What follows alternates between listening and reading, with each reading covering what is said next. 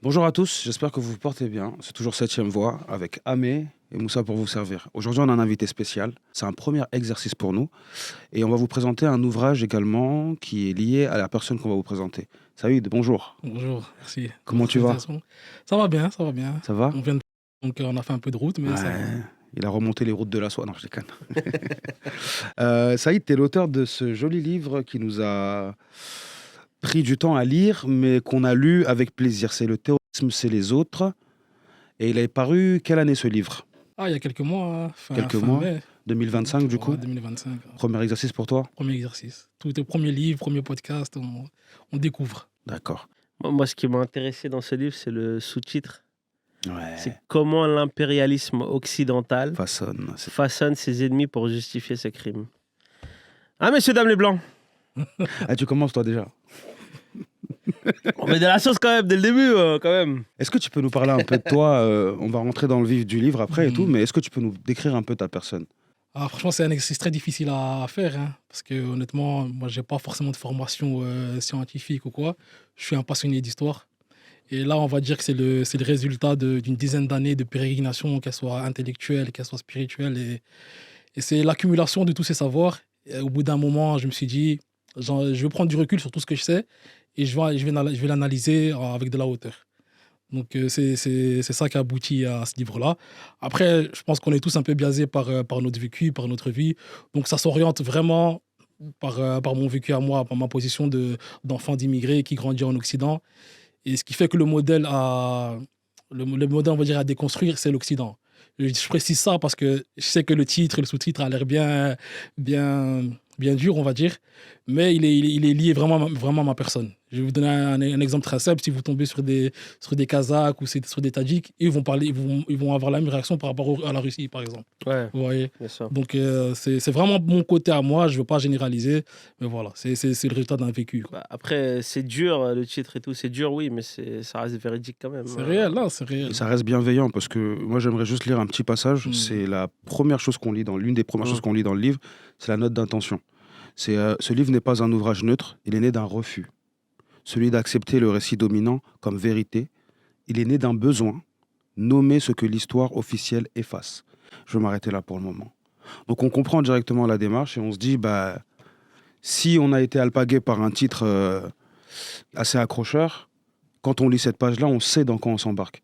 Donc c'est plus une épopée historique et une épopée de déconstruction de plein de paradigmes et de plein de phénomènes qu'on nous a appris et qu'on a assimilés comme étant limite des fois légitimes. Tu vois. Du coup, dans ta pérégrination, tu as dû faire face à certains obstacles parce que tu n'es pas écrivain de formation, toi. Ouais, mais honnêtement, je pense pas vraiment qu'il y ait eu des obstacles réels, physiques, du type subir du racisme et tout. Je pense même pas que j'en ai vraiment subi. Mhm. Mais c'est plus justement dans le discours médiatique. Tu vois. Et j'ai l'impression qu'on subit beaucoup l'information que nous recevons. Mhm. On subit, donc par exemple, on va nous parler d'un pays. Il y a un problème qui se passe dans un pays extérieur. On nous en parle une fois, sans nous donner ce qui s'est passé avant et sans même nous en parler par après. Et donc nous, on imprègne cette problématique et voilà, après ça disparaît. Et ça c'est problématique dans le sens où j'ai eu l'impression d'avoir appris beaucoup de choses qui après, quand je faisais justement mes différentes recherches, n'étaient pas ce que j'avais vu sur TF1, vous voyez ce que je veux dire?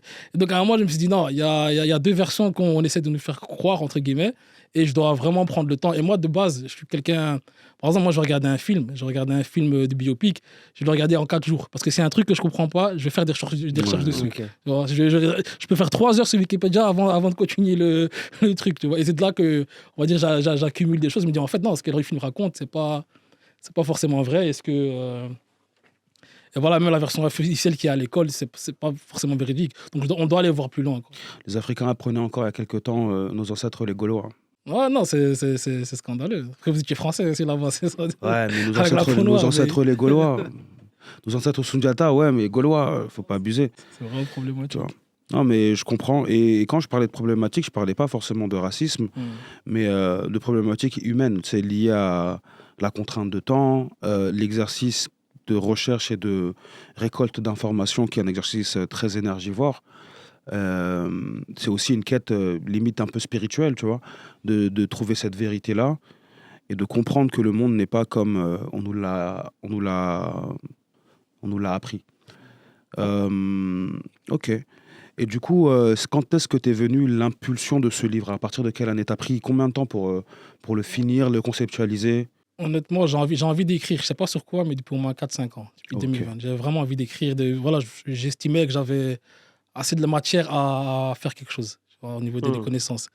Et là, cette année, honnêtement, c'est vraiment parce que j'ai eu le temps. Moi, je suis un peu dans une période de ma vie où je ne suis pas très stable, mais c'est fait exprès. Je suis dans plusieurs pays, je suis dans plusieurs endroits. Je ne travaille pas plus de 2-3 mois dans l'année. Et donc, durant ce laps de temps où j'étais libre, en fait, là, j'ai commencé en septembre. Si je ne dis pas de bêtises, en septembre. J'ai eu 2-3 mois de libre courant janvier, mars. J'ai continué et je l'ai fini là, dans ce ramadan. Là.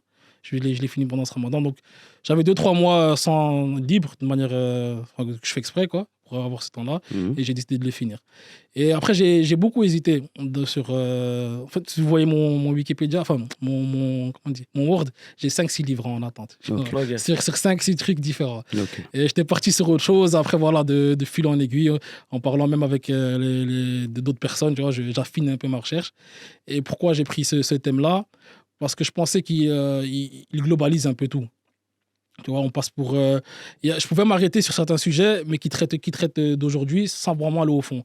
Et là, je pense que je suis parti assez loin pour revenir à aujourd'hui. Et ça me semblait plus intéressant, quoi. Donc, plus logique dans la continuité. Ouais, voilà, dans la continuité. Très intéressant. Ah, c'est ce qu'on ressent. Et ton travail de recherche, tu l'as fait comment exactement pour le... Bon, honnêtement, Internet, la majorité du temps. Internet, aujourd'hui, il y a des outils comme Galiléa qui permettent d'avoir les sources authentiques de l'époque.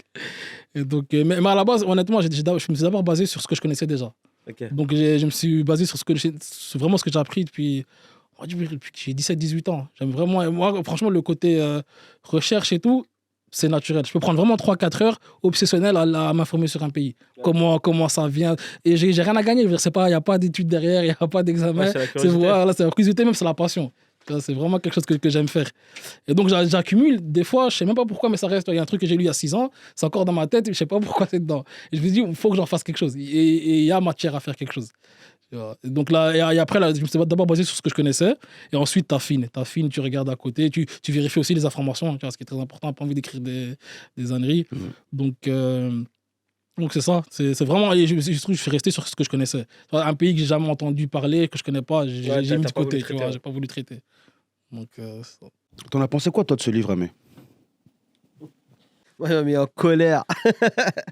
en vrai, moi je parlais cash, les gars. J'ai eu du mal à le commencer. Non pas parce que j'ai l'habitude de lire, tu vois, mais parce qu'en fait, à chaque fois que je lisais une page, en fait, ça me mettait en colère. Je me dis, mais attends, c'est-à-dire que depuis tout ce temps-là, l'Occident, l'impérialisme occidental, il est en train de nous la faire à l'envers, et nous, ça va. Ok, c'est cool. Et tu vois, c'est-à-dire que sur les 3 premiers jours, j'étais vraiment dans ce truc-là. Après, je dis, bon, je vais respirer un peu, je vais attendre 2-3 jours. Et après, je dis, bon, on prend un peu de recul, vas-y, on va tout lire d'une traite, on va voir ce que ça donne. En fait, ça vient nous rassurer dans une pensée qu'on a, même nous, tu vois, depuis un certain temps. C'est qu'il y a beaucoup de vérités qui sont cachées à la masse et qui, à travers les années, en fait, tu les découvres et tu te rends compte qu'en fait, c'était... Tu vois, à l'époque, on nous passait ça pour des trucs de complot, etc. Et tout. Au final, 15-20 ans après, tu vois, les Occidentaux, ils acceptent en fait que, ah oui, en fait, c'était vrai. Mais tout le monde passe à la suite, tu vois. C'est parce qu'il y a plus d'impact dans l'actualité. C'est ça, t'as vu, il y a personne en fait qui rendait compte derrière. Alors que, faut pas oublier que l'Occident a fait... selon mes calculs et même par rapport au pays que tu as cité, juste l'Occident, depuis leur mission civilisatrice, ils ont fait entre 150 à 200 millions de morts, les gars. C'est le plus gros massacre planétaire du monde. Et ça, c'est ce qui est recensé. Hein. Causé par un seul côté du globe, tu vois. Et c'est pas nous. C'est pas les terroristes. C'est pas les... Voilà. Ah, c'est pas tes terroristes, toi? Moi, mais tu connais, de père en fils, frère. C'est une tradition chez nous. C'est une boutade, les gars, on rigole. Hein. Mais ouais, moi, c'est pareil. Ce livre, en fait, c'est plus une... Il m'a conforté dans plein d'idées que j'avais, mais par contre, il m'a donné énormément de références que je n'avais pas avant. Ouais, grave. Je savais pour les colons néerlandais en Namibie, je savais pour les colons français en Algérie, au Mali et dans plein d'autres colonies françaises, mais je ne savais pas ce qui se passait en Amérique latine, par exemple. Ouais, ça, Tu j'avoue, vois. c'est que cette Je partie-là, n'ai même pas moi, j'ai su ce qui découvert. s'est passé en Indochine, ce qui s'est passé Vietnam. Vietnam, Manille, c'est où ça encore? C'est Philippines. Philippines, Philippines. voilà. Ce qui se passait aux Philippines, je ne le savais pas. Ça veut dire que ton livre, c'est un recueil de tellement d'épisodes de la fourberie occidentale et de sa malice que tu peux pas, à la fin de ce livre, te dire ils avaient raison sur quoi que ce soit. Mm. En fait, c'est comme le tueur en série qui se donne une raison de tuer des gens en série. Oui, mais elle avait bien cherché, elle. Oui, bah, elle m'a pas dit bonjour. Bah oui, bah, elle avait un décolleté. Ah bah, elle avait mis une jupe aujourd'hui, donc elle méritait que je la tue. Et au final, tu te dis, mais tout ça pour ça. Vous auriez pu dire juste, depuis le début, on est des connards, on veut la peau de tout le monde et on va prendre vos richesses. Mais ça pouvait pas le faire, parce qu'à l'époque, il fallait un certain puritanisme, une certaine hauteur, et surtout, c'était la classe aristocratique qui s'occupait de ce genre de décision-là. Donc, pas d'amertume de mon côté, parce que c'est un constat que j'avais déjà fait il y a longtemps, mais par contre, une forme de tristesse, parce que l'ouvrage ne me rend pas triste, hein, mais c'est la tristesse de me dire qu'aujourd'hui, ces mêmes mécanismes sont toujours en place, et qui sont tellement bien huilés que pour les déceler, il faudra peut-être maturer ce livre encore peut-être quelques années. Parce que à cela, ça va s'ajouter beaucoup d'autres mécanismes. Aujourd'hui, l'impérialisme, le néocolonialisme, il a différentes formes. C'est la mondialisation, par exemple, qui est très inégale envers les peuples qui ont subi le courroux de l'Occident il y a dans les années 80, années 60, du 17e jusqu'à aujourd'hui, hein, du 17e siècle jusqu'à aujourd'hui. Et ce que moi je me dis, c'est est-ce qu'aujourd'hui on n'observe pas ce même mode de fonctionnement, mais sur les populations occidentales? Parce que par exemple, avec le Covid, quand il parlait à moi, je pensais qu'à ça. Moi, je me suis dit, dans l'histoire récente de l'humanité, il y a le vaccin du Covid qui a été mis en évidence comme un vaccin, comment dire ça, providentiel. Mm. Et que toute personne qui s'opposait à l'inoculation de ce vaccin-là chez quelqu'un était un complotiste et de fait, cette personne devait être combattue. Aujourd'hui, on se rend compte qu'il y a énormément de problématiques liées à la vaccination pour le Covid. Et on se dit, ils ont fait ça sciemment, tu vois, pour faire gagner de l'argent à un laboratoire. Le monde entier s'est plié devant quelque chose qui n'était pas normalement faisable, tu vois. Mhm. Donc ces mécanismes-là, moi, la question que j'ai envie de te poser, c'est est-ce que tu penses que l'impérialisme, l'empire est mort? Non, loin de là, il est encore bien vivant. Mais je voudrais revenir un peu sur tu vois, la différence qu'il y a entre pourquoi j'ai pris 17e siècle, 18e siècle jusqu'à nos jours. Mhm. La différence, c'est qu'avant, quand ils attaquaient, on va dire, quand ils faisaient la guerre, c'était plus direct. Il n'y avait pas besoin de masquer. Oui. Quand les Romains ils veulent envahir les Gaulois, c'est simplement pour agrandir leur. Quand les Perses exerçaient, s'il arrive, veut prendre Athènes, c'est seulement pour agrandir. Il y a pas, c'est la différence qu'il y a aujourd'hui, et pourquoi c'est toujours en direct, c'est l'excuse. Et je commence mon chapitre par les droits de l'homme. Et en fait, la dissonance des Occidentaux, elle commence à ce moment-là. C'est que d'un côté, ils se donnent le droit de se dire qu'ils ont évolué d'un point de vue de la morale, en critiquant ce qui s'est fait avant, les anciens régimes, en se donnant une moralité supérieure. Mhm. Et en même temps, il y a une nécessité économique qui est la prédation des autres pays. Donc ils sont dans ces dissonances-là. Et c'est pour ça que j'ai trouvé très pertinent, par exemple, le fait que j'ai mis le débat entre Jules Ferry et Clemenceau, qui montre que en France et dans tous les pays, il y a toujours eu cette dissonance entre celui qui veut respecter ses principes et la réalité prédatrice du contexte du moment. Et donc là, vraiment, la différence, c'est ces droits de l'homme-là. Et ils se disent, OK, on l'applique chez nous, on peut essayer de l'appliquer chez nous, mais pour les peuples extérieurs, il faut qu'on trouve une excuse pour ne pas l'appliquer.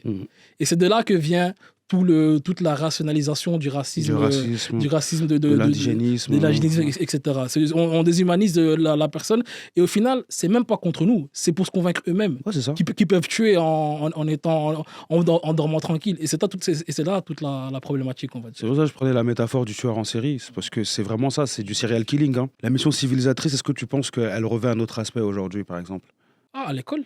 L'école, c'est vraiment le. C'est pour ça que je cite Jules Ferry. Jules Ferry, il y a 300 écoles, je pense, en France qui portent Qui son porte son nom. nom, Ouais. ouais, Et c'est son très... idéologie est toujours présente. Ouais. Le mépris de classe elle commence d'abord en classe. Vraiment. Tu as des professeurs qui viennent un peu des quartiers un peu plus aisés, qu'on va les déverser dans les banlieues pour Ouais. aller civiliser encore une fois des petits banlieusards qui ne connaîtraient pas la vie.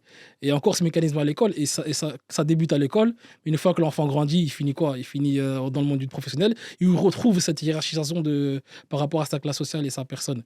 Et ça le suit partout, en fait. Donc, il y a des différents degrés. Et ce mépris, en fait, ce mépris limite qui a l'air viscéral en eux, si je peux dire, il est présent dans tous les aspects de la société. Et toujours maintenant, quand vous entendez des plans de coopération, d'aide alimentaire, il n'y a rien d'alimentaire, il n'y a aucune coopération Ouais. dedans. Ça reste de la spoliation. Mais ils peuvent pas venir dire, ils vont venir emballer ça de droits humanitaires, etc. Ouais, c'est parce que là, ils ont touché le summum de l'hypocrisie, en fait. C'est surtout ça. Tu vois, quand tu disais, c'est que avant ils assumaient. Quand il y a les missions civilisatrices, à partir de ce moment-là, l'hypocrisie en fait occidentale, elle a fait que grandir. Elle a fait que grandir. Au final, aujourd'hui, on en est à. Tu sais, maintenant, le combat, il est quotidien, en fait. Tu vois, il n'y a plus besoin de, comme tu disais pareil à la fin du livre, il n'y a plus besoin d'un ennemi factuel que tu vois. Il n'y a pas un territoire maintenant qu'il faut truc, c'est qu'il y a plein de petits musulmans par-ci par-là qui traînent, on va dire les termes, tu vois. Dans tel pays, bah, on va aller sur place, on va aller récupérer les ressources, mais on va dire que, ok, bah. C'est la on raison vient pour les sécuritaire. sauver, tu vois.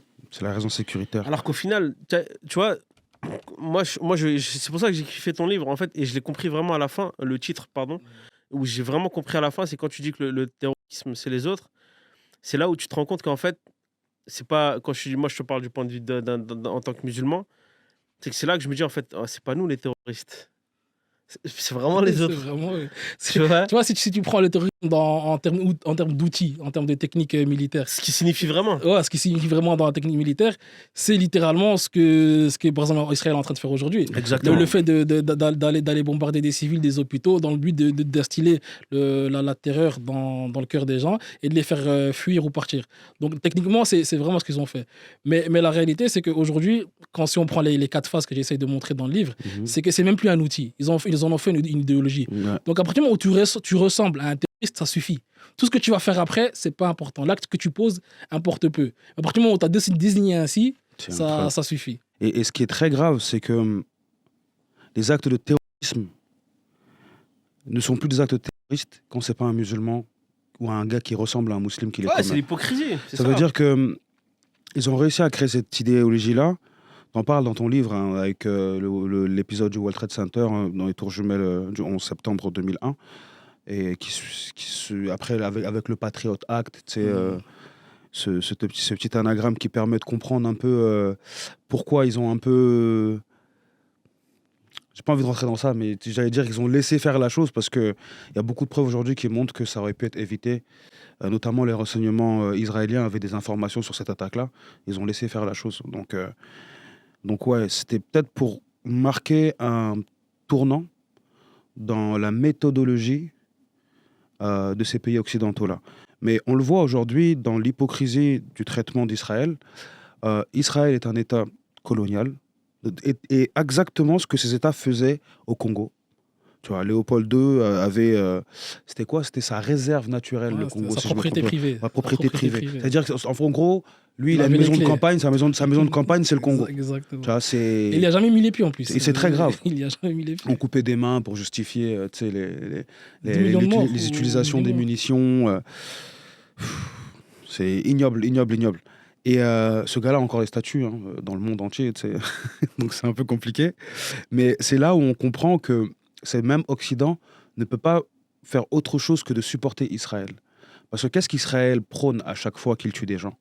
C'est pour la démocratie. C'est ça. La liberté. La démocratie. On est contre les barbares. Et pourtant, l'acte le plus barbare, je pense, sur Terre, c'est de faire du mal à des innocents. Et qui est l'innocent par excellence? L'enfant. Tu vois Et d'ailleurs, c'est drôle, parce qu'en fait, je parlais à Ahmed tout à l'heure, je disais, on ne parle pas d'Israël dans ce livre. Ouais. Je fais exprès. Ouais. Parce Je me suis dit que aussi. déjà, pour moi, j'ai envie que les gens le comprennent. Tu vois, déjà, il y a plein de livres sur Israël en ce moment, même en ce moment, surtout en ce moment. Il y a eu des bons livres qui sont sortis de Sophie Bézis, etc.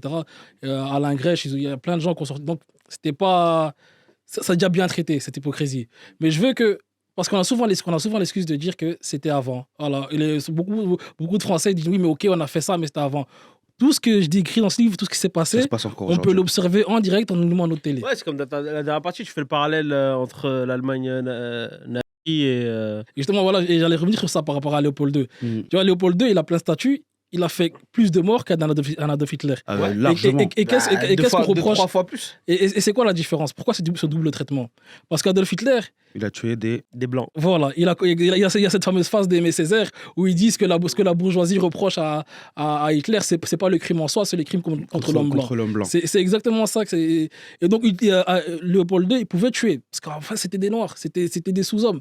Mais quand Adolphe a exercé ce que Léopold a exercé, c'est des gens qui étaient, entre guillemets, leur ego, ça ne passe pas. Et c'est comme ça dans... Et en fait, moi, ce qui me dérange, c'est que c'est vraiment passé dans la postérité. On nous l'a imprimé dans la tête. Que Adolphe, il était méchant. Mais Léopold, on passe devant... Nous, en tant que Bruxellois, on passe devant son tunnel tous les jours.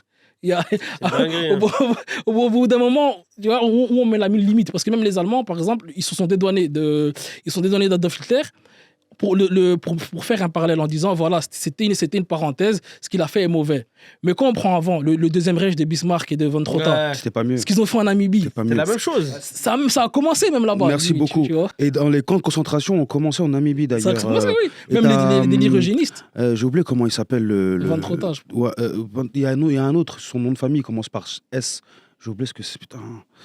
Von Trotha. En général. Oui, c'est Eugène Fischer. Voilà. Ouais, Fischer, C'est ça, Fischer, voilà. ouais, Eugène Fischer. Il a fait les les expérimentations qui lui ont permis d'être il est dans quelle faction dans le Troisième Reich? En fait, non, il est l'un des piliers du Troisième Reich, mais je crois que c'est des recherches. Ouais, Pour le c'est troisième. ce qu'on appelle l'eugénisme. Voilà. Ça veut dire qu'il a recherché au niveau des crânes, etc. Les premières études sur les crânes pour différencier les êtres humains, ça a été fait en Namibie. Mais on a retenu que le côté ça a été fait contre les Juifs. Alors que quand c'est fait en 1945, ça fait 30, 20 ans qu'il le fait. Et personne ne le sait. Ça. Et il y a aussi, pendant la Seconde Guerre mondiale, une grosse partie des victimes qui ont été invisibilisées. On parle de la traite des Juifs, mais on ne parle pas de toutes les personnes qui étaient dans les camps de concentration en Afrique et dans d'autres pays du monde au même moment. Au même moment. Tu vois, donc c'est là où tu te dis, en fait, ce narratif de « ils sont meilleurs que nous », c'est un narratif qui est propre à eux. Il est tellement implanté que nous-mêmes, issus de l'immigration, par moment, on pourra l'accepter sans s'en rendre compte. Et ce livre-là, c'est vraiment ça, c'est un pied de nez à ce narratif-là, tu sais, on a l'habitude de dire c'est les vainqueurs qui écrivent l'histoire. C'est exactement ça. Mais tu sais pas que tu as gagné si jamais tu as gardé ton humanité, tu as gagné pour moi. Mais il y a beaucoup d'Occidentaux qui ont perdu leur humanité à cette époque-là. Même le Jules Ferry dont on parle, il avait des propos très problématiques. Tu vois, la hiérarchisation des raciales. Tu vois, et les gens, pour dédouaner ces gens-là, ils vont dire non, mais c'était à l'époque. Et comme tu le dis, aujourd'hui, on assiste à la même chose en Palestine.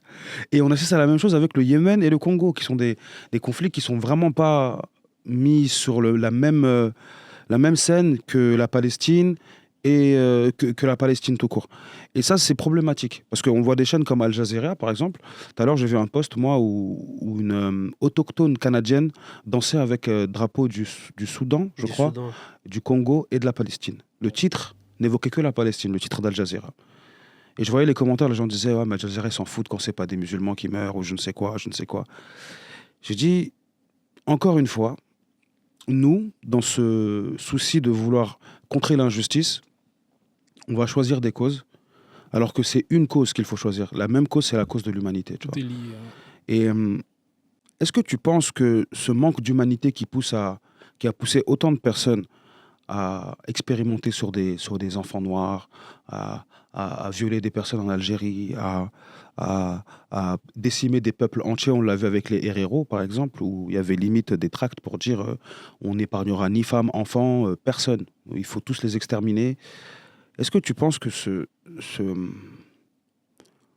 constat sur le passé, il peut être appliqué pour faire entendre raison aux personnes qui sont des fervents soutiens d'Israël, par exemple, aujourd'hui? Ah, ça va être difficile. En tout cas, pour les soutiens d'Israël, c'est. Parce qu'on est complètement sur autre chose là. Ils sont dans une position.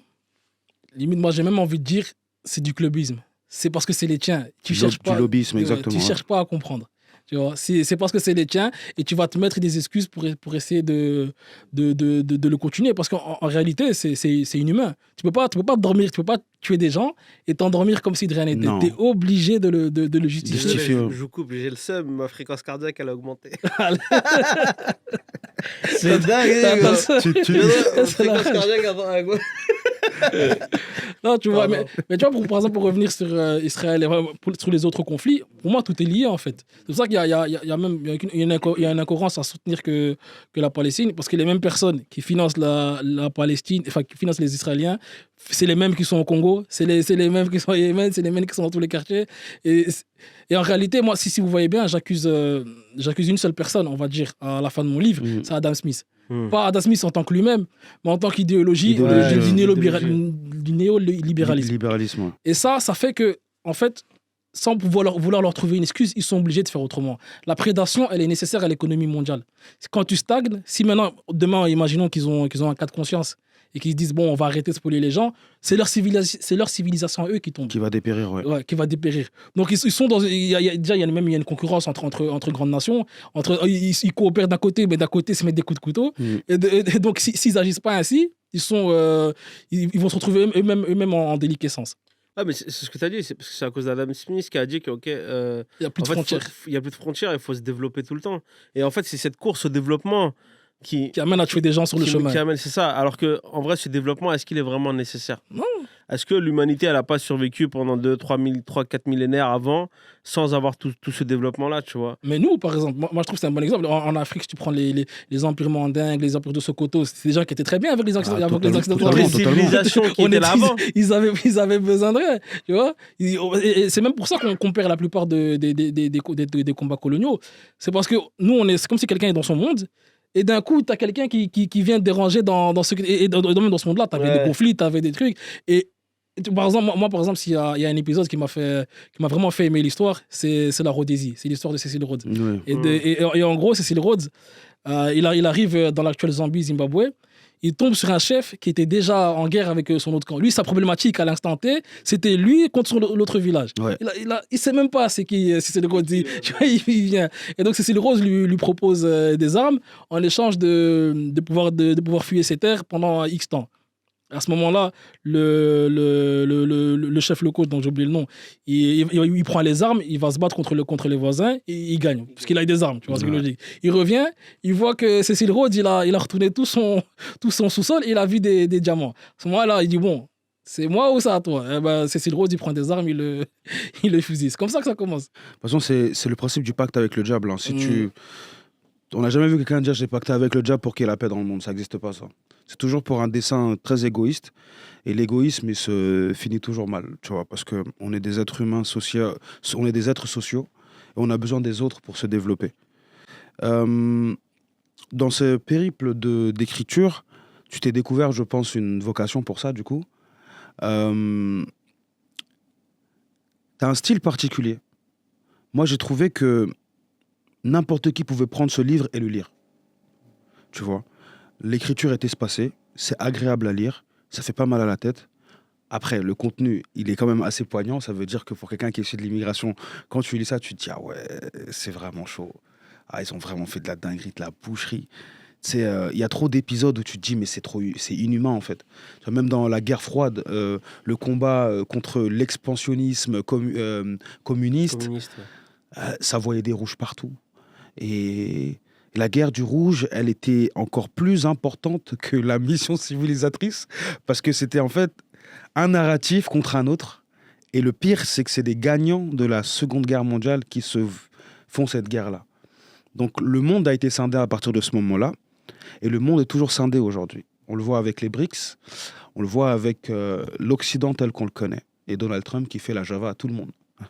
Comme tu disais, se mettre des coups de couteau. Est-ce que toi, tu penses que ce livre-là, il aurait pu être écrit avec uniquement les 15 dernières années d'histoire commune de l'humanité? Dans quel sens? Dans le sens où, est-ce que tu penses que ton livre aurait connu une telle richesse si on avait fait fi du passé?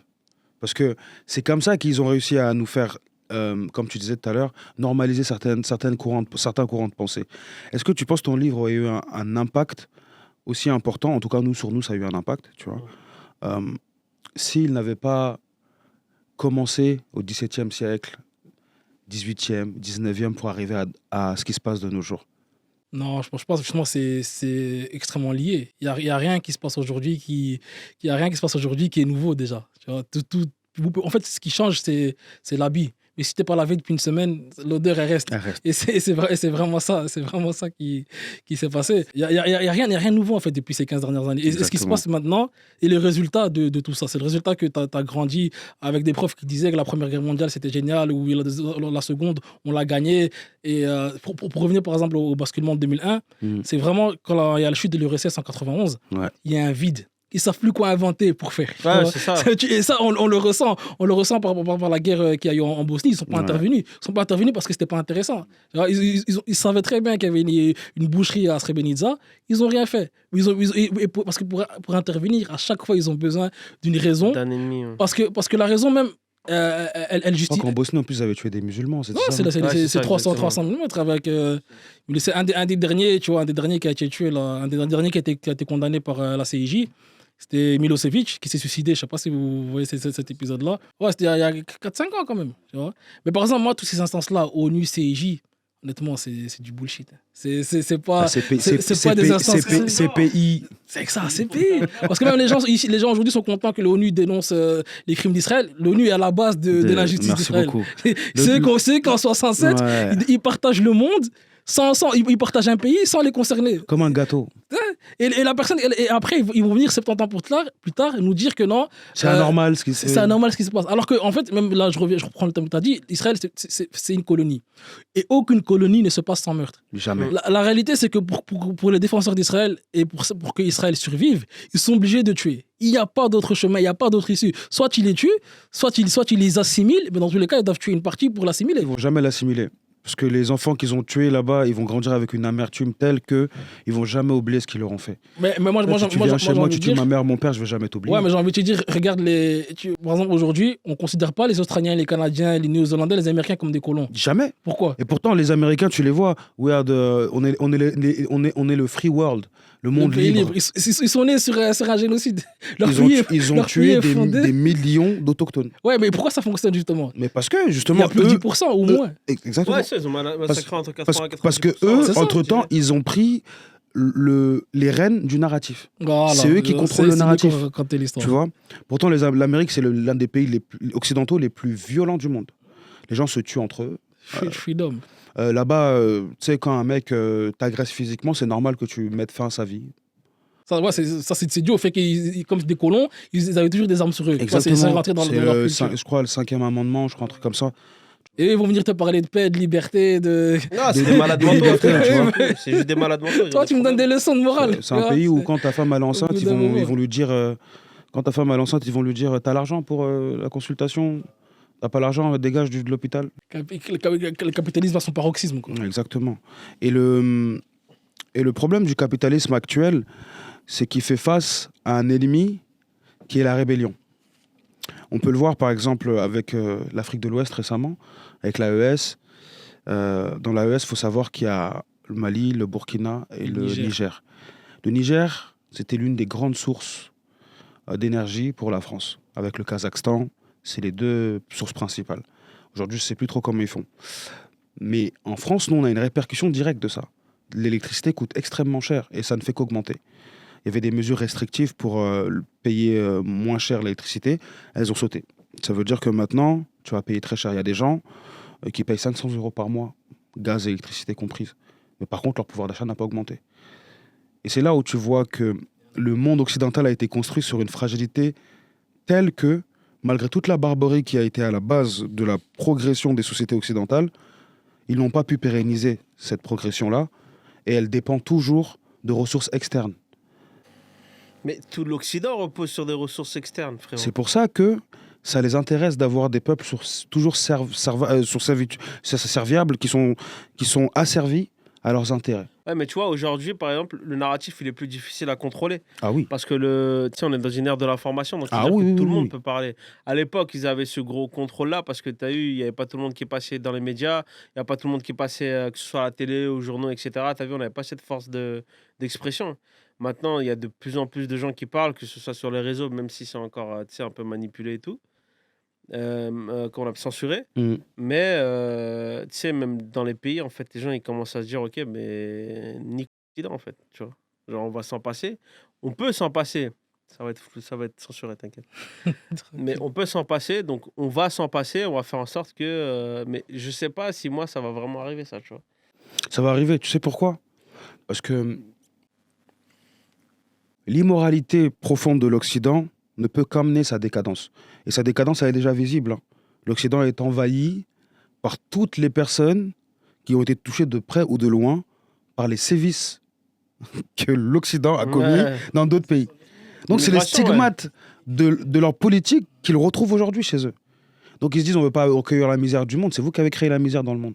Exactement. Ils ont créé même le terreau qui Exactement. engendre. On regarde le terrorisme au Mali qui n'avait jamais existé, c'est parce que ces mêmes gens ont décidé de se lever un beau jour de tuer Kadhafi. Kadhafi qui a été tué par on ne sait qui. On dit que c'est les Libyens même qui l'ont tué. Et bon.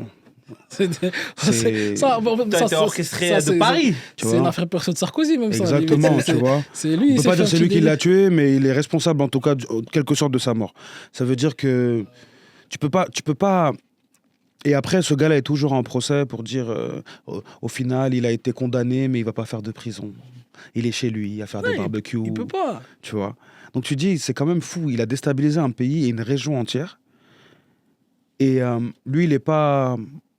Mais tu vois, c'est cette il vision. va pas répondre de ses actes. C'est cette vision, moi je la vois par tu vois, le traitement du problème Sarkozy, etc. Ouais. Fabrice Arfi, c'est lui qui est derrière. Ouais. Il te parle d'une mauvaise gestion, de l'argent, qu'il a reçu des mauvais fonds, et c'est assez négatif parce que ça a tué le jeu démocratique. À aucun moment je l'entends parler des vies humaines qu'il a détruit et d'une Libye qui s'en est toujours pas remis. Non, jamais. Donc le problème là, c'est que Sarkozy, il a eu un peu plus d'argent que Fillon. Donc tu vois, là, même là, il est condamné pour ça. Il est condamné pour avoir eu de l'argent illégal, mais le pays déstabilisé, tout ce qu'il y a derrière, et ça répond en fait à une question. L'affaire Bismuth, je crois, c'est ça. Ouais, le Bismuth, et même ce qu'il a été condamné dernièrement là, sur tu vois, l'argent libyen, le fameux accusation du fils de Kadhafi, c'est vraiment par rapport aux élections. Et ça rejoint en fait au fait que pourquoi Van Trota, des généraux comme le Chroix qui étaient en Algérie sont épargnés. C'est parce que, encore une fois, quand tu fais ça à l'extérieur du pays, ça passe. C'est des indigènes, c'est des nègres. Tu vois, mais non, c'est même pas. Et surtout, quand ils rendre des comptes. Hein. Si maintenant vous avez un juge français qui veut rendre des comptes à Nicolas Sarkozy sur ça, c'est pas que Nicolas Sarkozy, c'est tout le pays qui est criminel. Exactement, merci beaucoup. Et c'est pour ça que, même par exemple, on prend les Allemands, ils mettent entre parenthèses le Reich d'Adolf Hitler, parce que Bismarck, c'est leur histoire. Ouais. Tu vois, la Namibie, c'est eux. Ça veut dire, aujourd'hui, Friedrich Merz, qui est le chancelier, il se sent lié à un Bismarck. Donc, il est lié, tu vois. Mais pourquoi pas Adolf? Et pourquoi quand c'est Adolf, ils mettent des distances? Parce qu'Adolf, c'est le grand méchant loup, il a tué des blancs. Ouais, voilà, tu vois. Ils ont trouvé juste un bouc émissaire, ils ont dit, ok, toute la misère de toute la merde que nous on a fait, on va le mettre sur lui. Voilà. Lui et Mussolini. Le fascisme, c'était pas bien. Mais les Italiens, ce qu'ils ont fait en Érythrée, au Soudan, pas de problème. Ils sont arrivés en Érythrée, ils ont fait pire que ce que Mussolini a fait sur 20 ans. Même en Éthiopie, ils ont été chassés très rapidement. Ouais, mais l'Érythrée et le Soudan, ils l'ont pris. Et ils ont fait pire que Mussolini. Ils les ont maltraités. Il y avait des camps de concentration là-bas. Mais ça, encore une fois, c'est... D'ailleurs, Mussolini qui a été inspiré par Adolphe et qui a ensuite été le mentor d'Adolphe en quelque sorte. Parce qu'Adolphe était dans une partie un peu déprimante de sa vie où il se disait ça marche pas, on est en train de me poursuivre. Il a dit man up, lève-toi, je vais te montrer comment on fait nous. Regardez des vidéos motivation de Mussolini. Ça va très mal se finir, tu vois. Et c'est vraiment là où tu te rends compte que l'hypocrisie, elle est tellement ancrée chez eux, et quand je dis chez eux, c'est surtout la classe politique, que c'est devenu impossible pour eux de se remettre en question. Et même s'ils le peuvent, même s'ils en ont la capacité, ils ne peuvent pas le faire car ça signifierait de se suicider politiquement. Et on voit là où l'intérêt de ces gens-là est. C'est pas la vie humaine, c'est pas la cause du peuple. Parce que politique, res publica, on nous en a fait boire de toutes les couleurs à l'école. C'est des grosses bêtises, en fait. Personne n'est égaux ici-bas. Et ces gens-là sont des castes qui reproduisent le même schéma de génération en génération. C'est une bourgeoisie qui s'octroie des droits dans un pays et qui ont un pouvoir et qui se passe des idéologies. Ça, on le voit avec George Bush, par exemple. George Bush, de père en fils, ils ont continué une doctrine. Ce que George Bush a fait dans le monde, je pense Peu qu'on... de personnes l'ont Avec fait. l'Irak. Ouais, Peu de personnes l'ont fait. peu de personnes l'ont fait. Franchement, lui, Peu de personnes l'ont fait. c'était vraiment un phénomène. On a vu des vidéos qui ont fuité d'Irakiens qui se faisaient tuer comme si c'était... comme si tu jouais à Call of. Le mec était dans son hélico avec son minigun en train de mitrailler tout le monde. Femmes, enfants, vieillards. Et il disait, il y en a un qui s'est échappé là-bas, vas-y, fais le tour du bâtiment. Des innocents. Mais tu vois ça, par exemple, ça, je m'interroge par rapport aux soldats. Et ça a été masqué par le gouvernement. Et comment ça s'appelle? Je crois que c'est Julian Assange Qui a- c'est ça. qui a révélé tout ça. ces affaires-là avec le Wikileaks.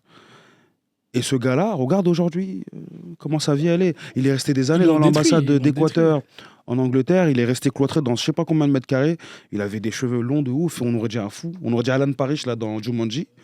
Et tout ça parce qu'il a osé dire la vérité. Et même pas dit la vérité. Il a osé dévoiler des documents qui étaient classés confidentiels.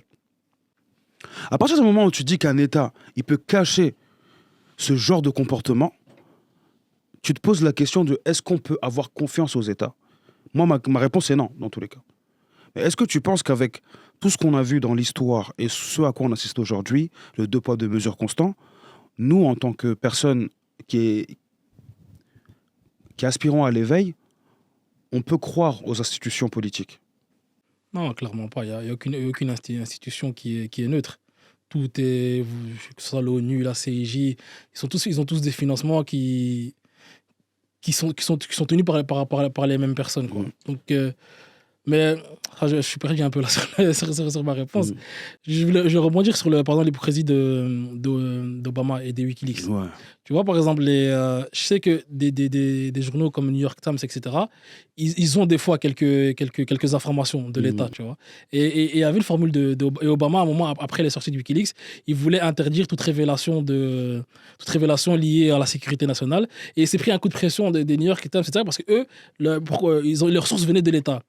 Ça nous montre quoi? Ça nous montre qu'à chaque fois que vous avez des gros journaux comme Le Monde, New York Times, Der Spiegel en Allemagne, qui te révèlent quelque chose, l'État est toujours gagnant. C'est pas une Bien sûr. révélation. Et ça se voit avec Wikileaks. Dès que Julian Assange a dit quelque chose qu'eux, ils n'avaient pas validé, on a mis sur le côté, on a détruit sa vie. Ouais. Tu vois. Donc même que ce soit les journaux, les instances politiques, qui soi-disant neutres, ils sont pas crédibles en fait. Ouais. Ils sont absolument pas C'est même crédibles. pas question qu'ils sont crédibles ou pas, c'est juste que c'est un business international qu'ils ont bien ficelé pour faire de l'argent à gogo. En fait. C'est juste ça, tu vois. De toute façon, Aujourd'hui, les guerres, elles servent juste à faire de l'argent, les gars. C'est-à-dire que s'il n'y a plus de guerre, il n'y a plus d'argent. S'il n'y a plus d'argent, il n'y a plus d'Occident, en fait. Ils vivent Tu plus. vois, C'est surtout avec la financiarisation C'est comme on a dit du tout à l'heure, système. tout leur business, il repose que sur ça. moi, je partirai un peu loin là dans mon raisonnement, mais ils sont tellement forts en mytho qu'aujourd'hui, on arrive à remettre en question le fait qu'ils soient partis sur la ligne, par exemple, les Américains. Tu sais, moi, j'ai jamais compris ce principe de... On a créé les téléphones portables il y T'as a vu, combien d'années? on a déjà assez de problèmes sur Terre. Pourquoi tu vas aller... Non! Parce que pour moi, c'est très important, parce que ça a marqué la fission entre les Américains et l'Empire soviétique. Il y avait Spoutnik et il y avait Apollo. Tu Ouais, vois, c'était leur petit battle. c'était le battle de l'espace. Tu vois, comment on appelle ça? Star Trek. Tu vois. Et le fait qu'aujourd'hui, on arrive à remettre en question ce qui s'est passé quand ils ont atterri sur la Lune, il y a beaucoup de personnes qui te donnent plein de preuves, comme quoi ça a été tourné en laboratoire, patati patata, avec Stanley Kubrick, c'est plus du complot qu'autre chose. Mais tellement qu'ils nous ont menti, on arrive à remettre en question ces choses-là. Et la question que moi j'ai, c'est en vrai, c'est si ils ont été capables d'aller sur la Lune, c'était quand? Il y a combien d'années? Plus de 20 ans, je crois. Non, On te 50, 60 ans. Non, moins. 70, non, les années 70 ans. Bah ouais, Non, attends, c'était c'est quand 70, c'est pas 70 ans. Non, il y a dans les années 70. Ouais, ça fait 50 ans, ça fait Attends, une cinquantaine on a d'années. fait, on évite Ça de fait- dire de la Ouais, merde. voilà, s'il te plaît. Comment c'est possible qu'aujourd'hui, ils peuvent plus le faire? Tu vas me dire que tu as fait un iPhone, le iPhone 1, et tu n'arrives plus à faire d'iPhone de plus. Ah, c'était du cinéma, ça. Au-delà que ce soit vrai ou pas, c'est surtout ce qui est important, c'était de prouver à l'URSS qu'ils puissaient plus loin. Le reste, que ce soit vrai ou pas, limite, c'est même pas important. Mais ça rentre dans ce cadre de anticommunisme, etc. 1969. Ah ouais, c'était Ah, vraiment il y a 69, longtemps. ouais, c'est ça, c'était à plus de 55 ans. 56 ans exactement. Tu vois, dans ma tête, c'était encore récent parce que moi, je fais beaucoup de recherches sur ça récemment. Et il y a trop de choses qui indiquent qu'il y a du mensonge dedans. Comment on fait pour contrer L'hégémonie. le libéralisme occidental? Bah, la vérité, il faut une nouvelle doctrine économique. Après, c'est plus facile à dire qu'à faire. Mais la doctrine économique qui est générique en ce moment-ci, oblige toutes les actions que vient de faire. Donc, il faudrait, par exemple, via les BRICS, l'AEX, etc., avoir des nouvelles institutions qui, elles, feront des nouvelles, même limite des nouvelles monnaies. Il faut sortir du dollar, il faut sortir de tous leurs trucs. Et quand on arrivera à... En fait, c'est comme si quelqu'un est chez toi. Au lieu de le tuer à l'intérieur, tu vas sortir, tu vas reconstruire la maison. Tu vois, tu vas prendre chaque bois qu'il y a dans la maison et la reconstruire autour de toi, de manière à ce que lui soit en dehors de la maison. Oui. Tu vois ce que je veux dire? Mais c'est chaud. Mais tu vois, moi, je suis d'accord avec ton Ah, raisonnement. c'est compliqué, hein, mais moi, c'est... je suis en train de me dire, en fait, au final, Kim Jong-un, il a raison, les gars. Attends, je vais dire un truc. Hein. La bombe nucléaire, on devrait tous l'avoir. Moi, je Ouais. dis la vérité. Ouais. La seule raison pour laquelle on ne touche pas la Corée du Nord, c'est qu'il a la Il y a bombe. pas le- C'est vrai, c'est À vrai. partir du moment où tu montres que tu peux leur faire Et mal même autant le fait que te qu'il se faire soit mal. isolé à l'échelle internationale, c'est que tu as vu. Il vit. Je dis pas que. À ma connaissance, il n'y a aucun pays africain qui a la bombe nucléaire, je Ok. crois. Non, Et moi, franchement, frère. je serais même où la faire. Moi, je vous dis, je sais où la faire, la bombe nucléaire, à quel moment il commence à entendre. Ah, On ben, va en on parler après. On va parler après le on podcast. va se calmer. Non, Atelier bricolage, c'est on pas va pour parler maintenant. après le podcast. T'inquiète, je suis pakistanais, nous on l'a, t'inquiète, on va, Là, on va en parler après le raison. podcast. Mais vous-même, vous l'avez pourquoi? Ah, À cause de l'Inde. Bah Tu oui. vois, et tu à vois, cause d'un ref à nous qui est parti espionner. Ouais, non, mais il a raison. Il a Mais raison, tu vois, le côté vous êtes en guerre oblige à avoir une innovation. Tu vois, oblige Bien à sûr. réfléchir pour loin. Nous, on est là. Le problème, par exemple, dans nos pays en Afrique, c'est qu'on est limite, on est même content de notre situation.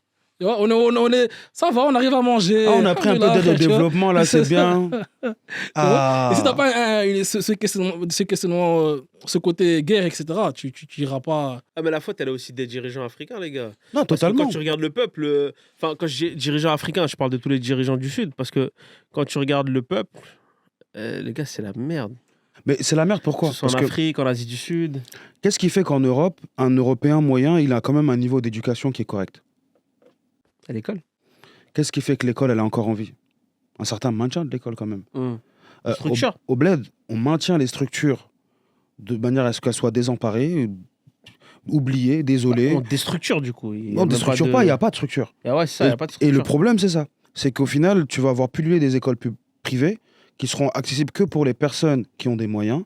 Et sachant que tout le pays est généralement dans la misère en Afrique, c'est pas un euphémisme que de dire ça ou accabler les gens, c'est la réalité. Moi, j'ai vécu en Afrique, tu vois. L'Africain moyen, sa vie, elle n'est pas pareille qu'un Européen. Tu vois, il n'a pas les mêmes problématiques. À partir du moment où tu permets pas aux gens de manger à leur faim, que tu leur enlèves pas l'urgence monétaire, que tu leur enlèves pas l'urgence sanitaire, tu penses qu'ils vont faire quoi pour s'en sortir? Ils vont faire les mêmes choses, juste pour survivre, en fait. Donc, un mec, tu vas lui dire, va à l'école, il va dire, mais toi, t'es un ouf, toi, si je vais à l'école, qui va ramener à manger pour mes parents et moi? Ouais. Donc, tu es obligé de faire ça. Donc, en Europe, ils ont enlevé ça parce que, justement, la servitude dans laquelle ils ont mis les pays africains leur ont permis de donner ce luxe de vie aux petits Européens, quelle que soit leur origine, Ouais, d'ailleurs. en tu gros, vois. le confort qu'on a, il nous permet de. Ouais, Le confort que Mais toi, toi, t'as, moi, il est sur issu les- de la misère de quelqu'un Ouais, d'autre, bien tu sûr, vois. bien sûr. La personne qui fabrique ton confort, elle sera toujours moins bien lotie que toi, tu vois. Tu vois, sur le côté dirigeant, moi, je pense même pas que c'est leur faute. C'est oui. pourquoi? Parce que les dirigeants qui sont là, si je prends des pays que je connais comme le Cameroun, etc., prends un gars comme Amadou Ahidjo, on est venu le chercher, Ouais, tu vois. bah, c'est toujours comme ça. Le gars, il était chef de poste, ça à peine si il savait lire. Et en réalité, c'est ça. On a vu qu'il savait lire, pareil pour Félix Soubé ou Fenboigny, etc. Fenboigny. On est venu, on l'a pris, on l'a mis là. Et il s'est retrouvé un peu dans cette... je sais qu'il y a un épisode assez iconique dans Narcos où Pablo Escobar, il a un argent devant lui, il dit à plata au plomo. Soit tu prends l'argent, soit tu Toi, prends... tu mets le tu vois. plomb, ouais. Donc, après, il refait le rebelle. Il aurait dit non, laissez-moi mon pays. C'est une balle dans la tête qu'il prend. Il lui Et je refait prends le Lumumba. exprès le Cameroun parce que j'en parle part dans la partie sur l'UPC, c'est que déjà comme Félix Moumi, etc., ou Ruben Umniombe, eux, ils ont dit non. Ils se sont fait traquer comme des chiens, littéralement.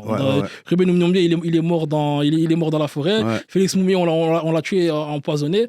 Donc même Aïdjo, etc., s'il dit non, c'est vraiment une balle dans la tête. Et moi, par exemple, si on prend si on reste sur ce côté de la Cameroun, etc., de l'UPC, par exemple, la différence pour laquelle ça n'a pas pu aboutir comme en Algérie, parce que ça se passe la même année. La même période.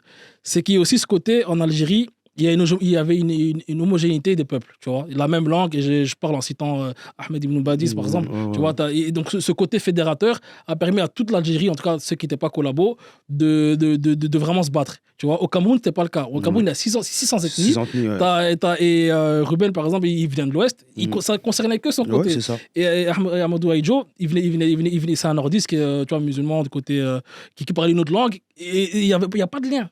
Ouais. Et donc même ce pays qui est créé artificiellement, le Cameroun en vrai il n'existe pas. T'avais plein de peuples qui étaient là mais qui a été monté toutes pièces, empêche la solidarité au niveau de la guérilla et après au bout d'un moment, comme je t'ai dit, soit tu prends l'argent et tu te tais, t'as envie, soit tu fais le rebelle. Donc c'est difficile pour moi, je trouve, de les en vouloir. Ils se foutaient de leur gueule par rapport à Berlin, comme quoi ils ont fait n'importe quoi avec les frontières. Mais ils savent ce qu'ils ont fait. Ils savent. C'est pour ça qu'ils ont fait des lignes droites, t'as vu. Ça, ils étaient pas bons en géométrie, hein, mais ils ont fait des lignes droites de ouf.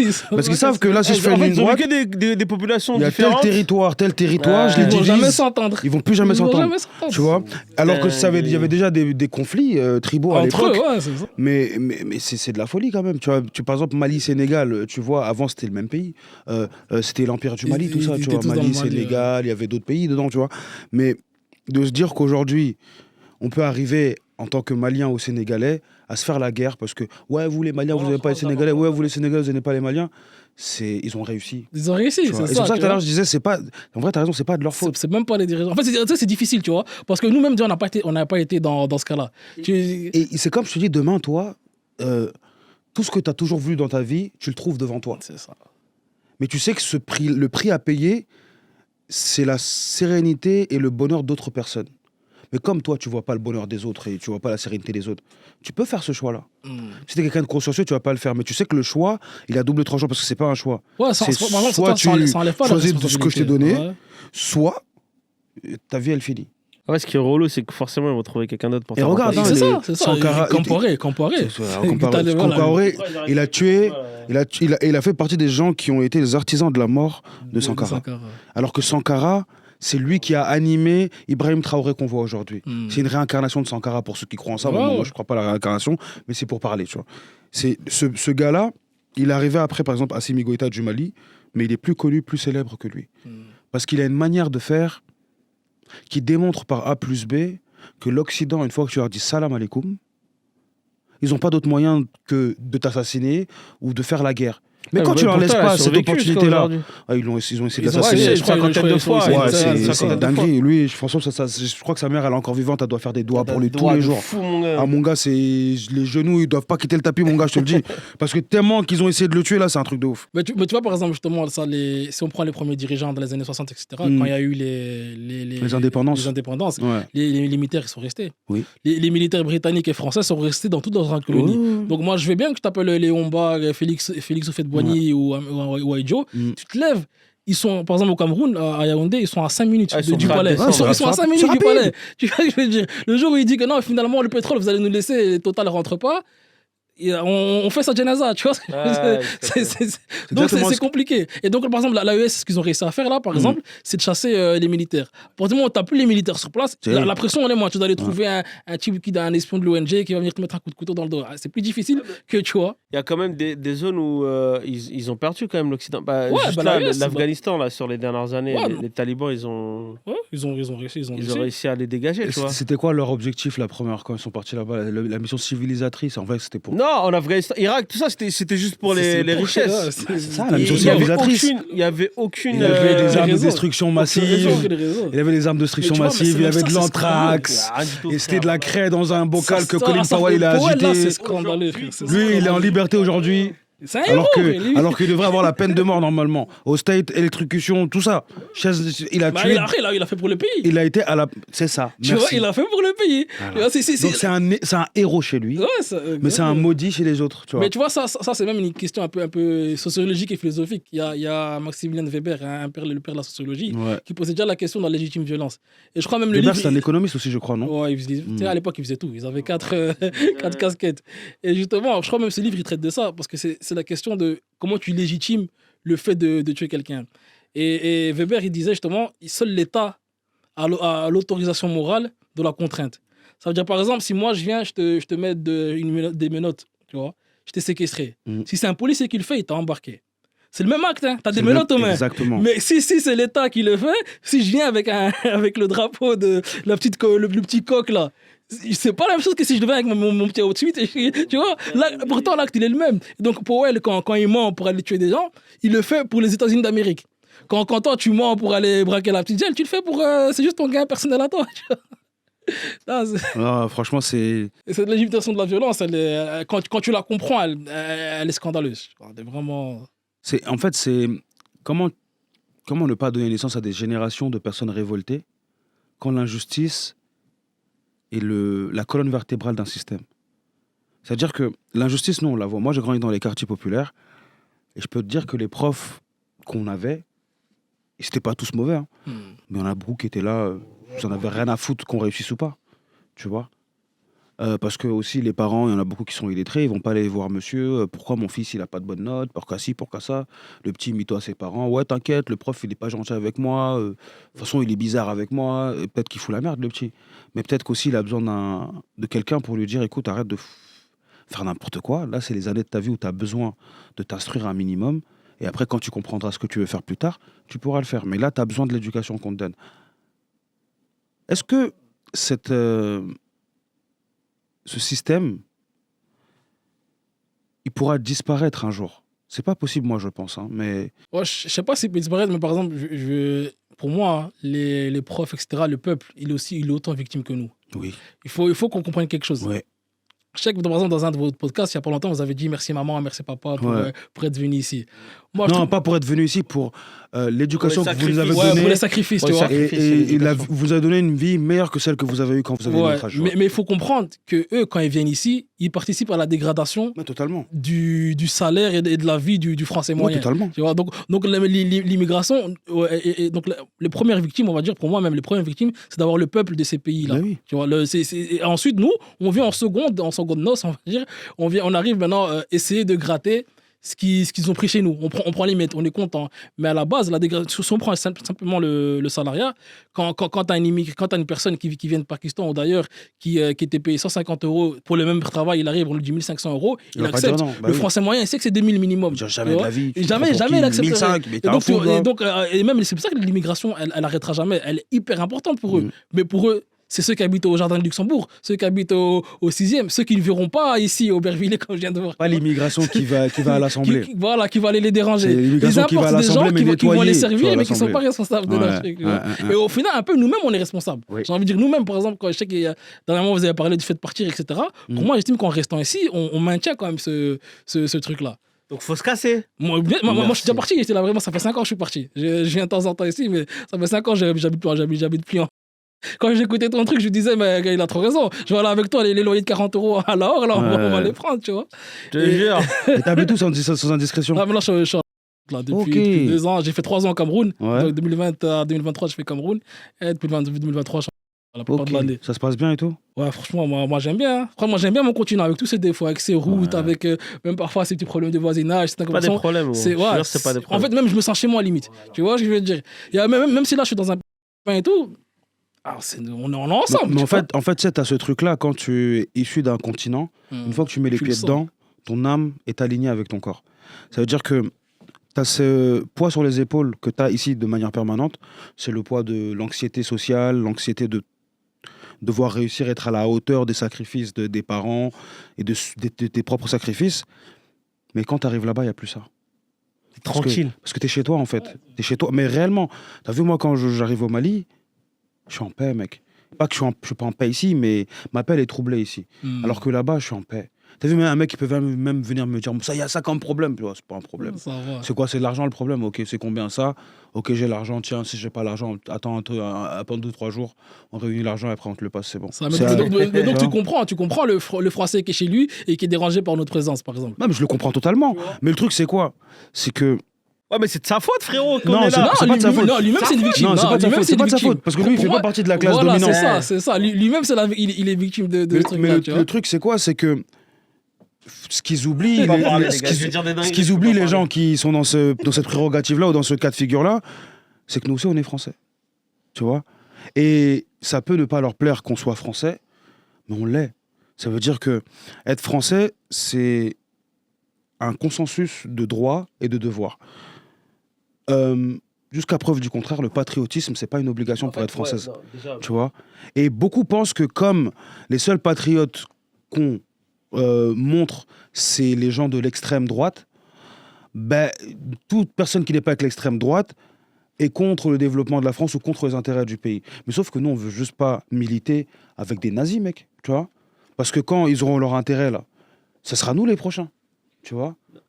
Et c'est pour ça que quand un mec dit s'il faut qu'on se casse, moi, ça devient de plus en plus palpable pour moi parce que je me dis, je peux pas rester ici. En fait, plus je vieillis, et plus ma mentalité est en inadéquation avec la mentalité européenne. En dehors de ça... C'est atroce de vivre ici quand tu as vécu en Afrique, tu vois. Quand tu parles de l'immigration qui a dérangé, oui, il y a eu cette vague d'immigration qui a dérangé. C'est la vague de nos parents, etc. Et tout, non, c'est celle d'aujourd'hui, mec. Non, mais attends, oui, mais...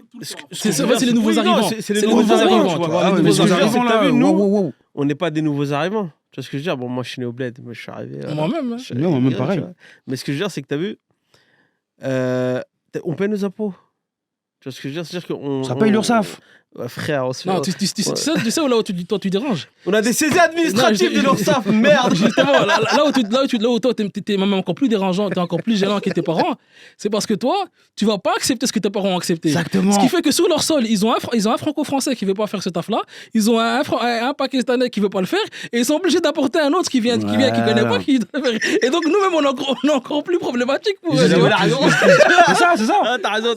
Je dis, lui, il avait qu'un seul rôle dans la société, il veut pas le remplir. Tu vois? Non, venez, on part tous, les gars, ça arrête de rester. Non, moi, je voudrais revenir sur le côté patriote. Tu vois, déjà, moi, je trouve que c'est une erreur de dire qu'on est français. C'est pourquoi? Parce que quand ils étaient chez nous, ils ne se considéraient pas comme des nôtres. Quand les Français étaient en Algérie, ils ne disaient pas qu'ils sont algériens. Non, parce que l'Algérie appartenait à la France. C'est pas voilà. Pourquoi? Parce que l'Algérie appartenait à la France. Exactement. Donc, mais physiquement, ils étaient sur un territoire qui n'était pas le leur. Oui. Pourtant, ils s'identifiaient à leur pays d'origine et au pays qui domine. Bien sûr, parce que c'est dans une mission civilisatrice. Voilà. Toi, en tant que Malien, quand tu te considères français, c'est que tu te mets d'office en dessous de la France. Je sais pas si tu vois ce que je veux dire. En fait, je me mets sous... Tu te mets sous leur drapeau. Alors que quand eux étaient chez nous, ils étaient au-dessus. Ça veut dire un colon français, chypriote, quand il arrive à Alger, il se considérait français. Moi, j'aime bien ce discours. Tu vois ce que je veux dire? Moi, j'aime bien. Il s'est jamais dit, tu vois, tous les discours d'assimilation, allez vous assimilez-vous. Eux, ils se sont jamais assimilés à nous. Quand les Belges arrivent au Rwanda ou mais après, nous, on s'assimile pas. Nous, on grand remplace. Non, ils vous obligent. Moi, je m'oblige pas. Moi, je suis chez moi, frérot. Moi, je me considère plus chez moi qu'un blanc. Non, mais justement, ils vont te reprocher, par exemple, de ne pas t'assimiler. Ils vont te faire un reproche. Ah, toi, t'es chez nous, tu t'assimiles pas à notre religion. Par exemple, c'est l'argument qui sort contre le voile ou les signes religieux. Même nous, on l'a reçu plein de fois sur les commentaires. Ouais, voilà, tu vois, c'est vraiment ça. Donc, il y a une injonction à l'assimilation. Et quand tu revois 60 ans en arrière, quand ils étaient dans nos territoires, il n'y avait aucune assimilation. Mais même aujourd'hui, dans l'épisode qu'on a fait sur l'expatriation, on disait qu'en fait, les Français, quand ils vont là-bas, ils reproduisent le système des colonies. Exactement. Ils s'expatrient dans écoles françaises, quartiers français. À Yaoundé, c'est choquant. Tu vois, entre l'ambassade de France, l'école française et trucs, et l'armée, là, il y avait l'armée, il y a 15 km. Ils sont dans leur truc. Exactement. C'est une vraie secte. C'est une secte, mon frère. Limite, toi, en tant que Camerounais, c'est une vraie secte. Toi, en tant que Camerounais, tu vas là-bas, on va dire, tu fais quoi ici, papa? Faut sortir. Il faut aller dans les quartiers, dans les sous-quartiers. Tu n'es pas à ta place. Et ils sont vraiment comme des sectaires là-bas. Tu fais 2 ans, t'en croises pas. Je pense pas à français. On dit qu'il y en a 200 000 dans le pays. Je les vois pas, moi. C'est vrai. Ils sont dans leur coin. Et après, ici en France, ils vont vous reprocher à vous de rester en banlieue, de faire vos trucs, tu vois. Ah, vous faire des piscines entre vous. En fait, moi, j'ai compris ce que tu veux dire. Moi, par exemple, je dirais toujours que je suis français parce que c'est mon histoire. Tu vois, moi, je suis franco-malien. C'est ça la réalité. T'es pas métis. Hein? Mais t'es pas métis. Non, ton je histoire à parle de toi personnelle. Non, c'est en fait. Ou tu parles de l'histoire de la France. Non, la réalité, c'est quoi? Non, attends, je Ok, vais ouais. pas m'assimiler à ce qu'ils ont fait quand même, poteau. J'allais dire, attends. Laisse-moi tranquille. J'ai pas encore fini avec mes histoires dans ma vie. Je vais me rajouter des histoires de génocide, des trucs de fou. Non, tranquille.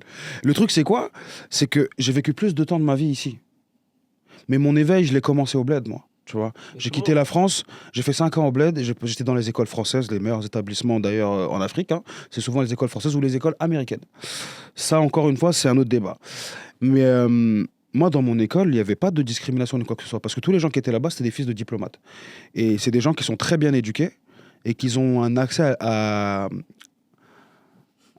l'éducation. C'est pas l'éducation, le caractère, mais tout ce qui est la connaissance, qui est vraiment très poussé. Il lisait des Harry Potter en anglais, en allemand, en espagnol. Ouais, ils ont un niveau très élevé. Frère, on va le lire en français déjà quand tu viens de la citer. C'est pas facile. Alors que même quand je suis parti au Mali, j'étais toujours le petit Français qui est au bled, tu vois. Mais quand je suis en France, j'ai l'impression que quand ils parlent de nous, les enfants issus de l'immigration, on est le problème de toute la société. Et pour ça, moi, j'ai envie qu'on se casse. Pour les laisser avec leurs problèmes. Qu'on les laisse avec leurs problèmes. Et t'as vu, quand il va falloir revenir pour certains, moi, je reviendrai pas si je pars, ben, ils vont être revalorisés, tu vois. Parce que tu peux pas... C'est comme le gars que tu as maltraité dans une entreprise et tu te rends compte que... T'as besoin de lui. T'as besoin de lui. Du coup, tu vas le payer beaucoup plus cher. Mais si lui, il a de l'honneur, il va jamais revenir chez toi. Mais c'est pour ça que... Vas-y, tu veux faire. Moi, je veux juste en parler avec le livre. Tu vois, ce narratif que tu es en train de dire que ouais, les mecs de banlieue, c'est le problème, etc. et tout. Non, j'ai pas dit c'est les problèmes, mais c'est pour eux. Ce qu'ils disent, oui, c'est ce qu'ils disent. Mais c'est le même parallèle qui est fait dans tout le discours de l'impérialisme occidental. En fait, c'est juste L'hégémonie. que, t'as vu, ils ont des problèmes en interne à eux. Et c'est les autres les responsables. Ok, mais comme il y a des problèmes en interne, bah attends, écoute, on va les cacher là. Ah, mais en fait, c'est lui. C'est de sa faute à lui, là, regardez. Tu veux de l'or? Ah, mais j'ai pas d'or chez moi, mais t'inquiète, on va piller tel pays. C'est ça. Je te passerai un peu de la réserve, comme ça tu pourras faire ce que tu veux Ils viennent, ils mettent de faire. la pommade sur leur propre peuple, en mode ouais, vous inquiétez pas, nous on est développés, on est ceci, on est cela, on va vous aider, etc. et tout, pendant qu'ils sont en train de tirer sur tous les autres, tu vois. Et la chose la plus intéressante, c'est que dans tous les peuples développés occidentaux, on a une recrudescence des troubles mentaux et des problèmes liés à la conscience. Tout ce qui est la psychologie. Il y a beaucoup plus de suicides ici qu'ailleurs, par exemple. Attends, moi, je voulais rebondir un peu sur un truc. Là. Ouais, vas-y. Sur l'extrême droite, tu vois. Pour moi, l'extrême droite, elle n'existe pas. L'extrême droite, c'est l'abus dont se vêtit la bourgeoisie quand elle veut se salir les mains. Ah, j'aime trop ce qu'il avait dit. Répète, s'il te plaît. Répète, s'il te plaît. Elle a préparé depuis qu'il a 8 ans, il a écrit cette phrase, il attendait de la sortir. Attends, redis. Répète, s'il te plaît, pour ceux qui n'ont pas bien entendu. Débouchez vos oreilles. L'extrême droite, c'est l'abus dont se vêtit la bourgeoisie quand elle veut se salir les mains. Voilà, je crois qu'on peut finir sur ça. Tu comptes trop la semaine prochaine pour notre épisode? Ouais, celle-là, elle est sale. Elle est sale, gros. Elle est incroyable. Ah, c'est pour ça que pour moi, ils sont même manipulés, tu vois, sincèrement, tu vois. Quand on vous met en face des néo-nazis, je sais pas quoi. En vrai, c'est juste des gens qui veulent être chez eux tranquilles, tu vois, je veux dire. Et ce qui fait que nous-mêmes, on disait tout à l'heure, hors caméra, quand ici on est chez nous, on voit des étrangers qui font des choses pas bien, on va le prendre même différemment que si c'est un des nôtres. Il y a des causes qui sont légitimes, faut dire la vérité. Mais et nous-mêmes, on n'aide pas, on va dire. Non, c'est réel. Nous aide pas. Non, c'est réel. Mais l'idéologie derrière, elle est mortifère. C'est pour ça que moi, je pourrais pas m'assimiler à quoi que ce soit qu'ils font. Ouais, mais c'est la bourgeoisie. Mais des fois, ils ont raison. Droite. Des fois, donc, par exemple, tu vas voir certains quartiers où tu viens à la porte de la Villette, tu vas voir la recrudescence d'une immigration qui est pas logée, qui est souvent sujette au crack, à toutes sortes de substances altérant le comportement et la psyché. Tu te dis, est-ce que c'était pas mieux qu'ils restent chez eux, tu vois? Parce qu'au moins, ils avaient de quoi manger. Ils avaient un cadre familial. Là, ils sont dans la tristesse de la vie solitaire. Ils vivent dehors. Et là, je pense qu'il y en a plein. Tu leur donnes même une opportunité de rentrer, ils vont rentrer. Moi j'ai une anecdote sur ça. Moi j'avais DM Damien Rieu il y a quelques années. Vas-y, sur Twitter. Non, je te jure, je l'avais DM. Je dis, j'ai envie de rentrer chez moi, comment je fais? Je te promets qu'il y a une loi en France qui permet à un immigré qui n'a pas eu ses papiers, qui est là depuis 1 an, de quitter la France et de repercevoir pendant 1 an, il perçoit un salaire. Quoi? Je te jure, mais il faut être sans papier. Je te promets, c'est Damien qui me l'avait dit. Mais il faut être sans papier. Si t'es sans papier, pendant 1 an. Tu viens, tu dis que t'as pas. C'est sûr qu'il voulait pas t'envoyer à l'abattoir, lui, il est suspect. C'est pas que c'est moi, j'avais un vieux. Genre, pendant 1 an. Il est space, lui. 1 an, t'as un salaire. En tout cas, il te paye quoi. Il te paye pour que tu reviennes plus. Il y a une, je sais plus c'est quel article, faut que je Il y a un retrouve. Mais... business à faire, Moussa. wesh. Attends, moi, laisse-moi tranquille, j'ai pas envie qu'on me mette trafic humain. Mais imagine, il y a un SMIC pendant 1 an, gros. Imagine tout ce que tu peux construire Laisse-moi en être dans bled. la paix, frérot. Moi, j'aime bien Imagine ma tout ce que tu paix. peux construire en bled. Moi, Attends, j'aime moi, ma j'ai paix, des cousins, mais- là. Damien Rieu. Là, tu commences à avoir des, Envoie un petit DM, s'il te plaît. tu commences à avoir des comportements d'impérialistes. mais tu vois, par exemple. Ah, je sais pas, je voulais rebondir sur quoi encore. Fou là que tu nous en préserves. Quand t'as parlé de l'extrême droite. et Ouais, du voilà, fait que, en fait, voilà, tu vois, l'idéologie mortifère qui est derrière, tu vois. Mhm. Ça sera pas l'extrême droite, ça sera toujours la bourgeoisie. Par exemple, Toujours. pour moi, un Emmanuel Macron, Hollande, Sarkozy, il est bien plus pire qu'une Marine Le Pen ou je sais pas quelle Mais est bien sûr, l'extrême droite, c'est tu vois. lui qui C'est décide. eux, en fait. C'est eux qui décident. Et en fait, il suffit même juste de lire l'autre là, comment ça s'appelle Bayrou. Non, Chapoutot. Chapoutot, en ce moment, il a sorti un livre l'année passée. C'est qui ça, Chapoutot? C'est un historien, tu vois. Je sais plus si c'est Pascal Chapoutot, je sais plus son prénom, ou Alain. Mais en tout cas, Chapoutot, tu mets. Il a fait un livre là en ce moment, il fait des interviews pour l'expliquer, tu vois. Et il fait le parallèle entre le fait que comment Adolf Hitler il arrive au pouvoir, pas en ayant convaincu les gens. C'est Johann Chapoutot. Ouais, voilà, Johann Chapoutot. Pas en ayant convaincu la majorité des Allemands, mais c'est parce que la bourgeoisie à l'époque lui a laissé la place, parce que, et même parce que, pourquoi? Parce que les communistes, ils commençaient à être populaires. Et donc là, moi, par exemple, je vois un grand danger au fait que les filles soient populaires, tu vois. Le fait qu'on associe LFI aux musulmans, aux gens de banlieue, fait peur à la bourgeoisie, qui vont laisser la place à l'extrême droite comme Marine Le Pen, etc.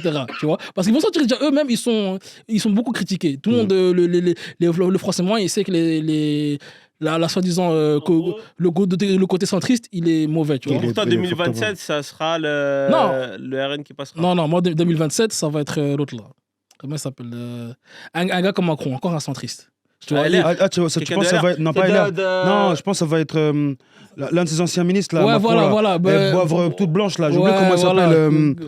Il faut qu'on trouve. C'est l'autre là. Pas Blanquer. Je crois qu'il a. Le ministre de l'Intérieur là. Oui. Non.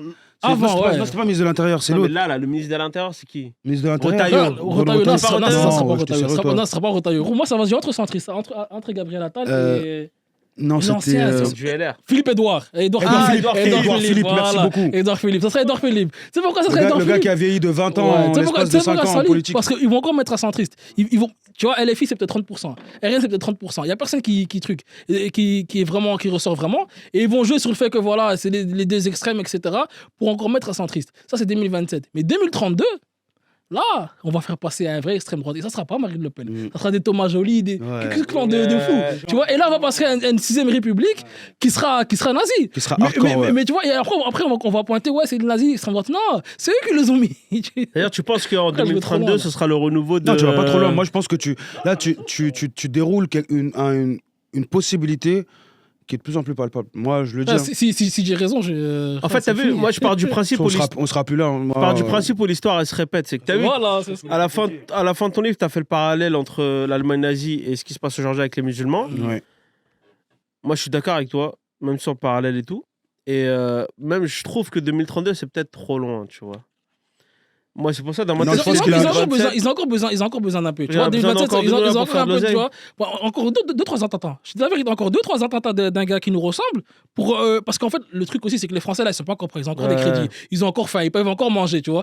Il faut qu'on les descende encore plus, qu'ils soient encore plus, tu vois. qui se mènent un troisième mandat bien sale. Exactement. Tu vois, que même le Français moyen, il arrive même plus à manger. Et là, il sera accessible psychologiquement à dire, OK, on va tous les tuer. On va te taper Tu- dans les tu musulmans. vois, C'est déjà le cas, mais il faut quand même encore creuser la chose pour que ça soit il paye encore des crédits, tu pour que vois. ce soit un élan populaire qui Il y a encore élise beaucoup de trucs qui viennent de le chez nous. RN, ouais. Vous pensez qu'il y aura des camps de concentration pour les musulmans?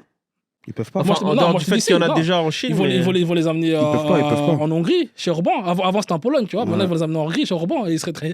Il n'attend que ça. Ils peuvent pas, parce que si jamais TGV, ils font ça... la SNCF, elle sera là pour la première fois de l'histoire. Avec la Grande Guerre. Mais moi, j'ai là, même c'est ça, de la en fait. peine, en fait. Moi, j'ai de la peine pour les gens qui. Tu vois, ceux qui. Les musulmans comme nous, mais qui se disent, OK, on va se positionner en mode, on est français, on essaie d'effacer notre islamité. Ces gens-là. Faut pas les faire. Non, moi, j'efface pas mon Ouais, islam. non, j'ai pas envie de donner des noms, mais vous voyez ce que je veux dire, tu vois. Les gens qui vont commencer à se raser, à dire non, moi je suis pas, et voilà, qui vont s'intégrer. Et eux-mêmes, malheureusement, ils seront pas peut-être pas dans la première classe, mais ils seront dans les derniers trains. Mais ils seront avec nous. Parce que c'est des pions. Tu vois. Bien sûr. Et au bout d'un moment, ils vont se Ouais, comment il s'appelle Jean Messia. Jean Messia, il a eu une sauce récemment. Un gars qui lui dit retourne chez toi, je sais pas quoi. Mais c'est vrai. Tes ancêtres c'était des je sais pas quoi, moi mes ancêtres c'était des pharaons. Il a pris une soufflante. Ils ont dit, en fait, lui ça reste un arabe. Bah, c'est un égyptien, mec. Normal, frère. Il va renier ses racines pour et ça, toi. par exemple, je suis d'accord avec toi, dans le sens où dès que tu ouvres cette porte, hein, l'extrême droite et tout, Ouais, oui. même les modérés qui vont dire non, lui il était avec nous, Ouais. ça peut pas, tu vois. Ça Dès existe que tu pas. ouvres la porte du Tanguy côté David, regarde. Tanguy mortifère, David, pareil, Il frère. s'est fait c'est insulter fini, copieusement. c'est fini. Zainab El Razoui, dès qu'elle a dit il est pas signé, elle a quand même le droit de vivre. Hein. On lui a enlevé. Dès qu'elle a commencé à défendre un C'est peu, fini. parler de la Palestine, Elle ça a y dit est, ils ont le droit de dit, vivre. oh, On lui a enlevé oh, tous ces trucs. Il la contrôle plus, ça y est, c'est Ah, fini. mais tu regardes même Blanche Gardin qui est. Ah, son la nom pute l'indique, hein, Blanche. C'est-à-dire, Blanche Gardin, c'est une toubab, tu vois, une babtou, une bonne française. Qui a fait un des meilleurs sketchs des 3 dernières années, hein, sachez-le. Regarde Incroyable. comment elle est. Là, c'est fini. Hein. Il a Dieudonné, là, ça y est. Tu vois. Dieudonné, il en parlait il y a longtemps. Et aujourd'hui, on se rend compte que. Il avait tout dit. Il avait tout dit. Il avait, tu il vois. avait tout dit, il Il avait avait tout dit. raison, il avait Et pourtant, teasé, il avait tout- et encore une fois, t'as vu ce que tu décris dans ton livre, le 2 poids 2 mesures sous-jacent qui est dans le livre, dans le traitement civilisationnel qu'on amène aux sauvages indigènes, et la civilisation qui est la motivation qui nous emmène à continuer et à perpétuer toutes ces atrocités dans le monde, c'est qu'en fait, à un moment donné, les gens qui sont ici, ils vont dire hey, les gars, vous faites n'importe quoi. Et comme le pouvoir n'est plus dans les mains d'une caste qui est exclusive, aujourd'hui, on a quelques prolétaires qu'on permet de devenir des personnes politiques. Ce narratif-là, il crée de la conflictualité qui emmène à chaque fois, une brisure. Et c'est pour ça que je pense que tu as raison pour 2032, où tu dis que peut-être ce sera le RN qui sera en place, et là, ce sera en mode... 6ème République. Limite Troisième 6e Reich. Reich, tu vois. Ce sera 6e Reich, tu vois. On passe à autre C'est chose. ça, 4e Reich, tu vois. Mais ouais, de toute façon, on va pas tarder à conclure, je pense, là, mais... Tu vois, Ça n'a même pas le temps de passer. tu vois. Il y a juste une phrase que j'ai bien aimée. Enfin, il y a beaucoup de phrases que j'ai bien aimées. Mais celle-là, elle m'a marqué. T'as pris une phrase de Pierre Conessa qui dit le terrorisme est l'ennemi idéal.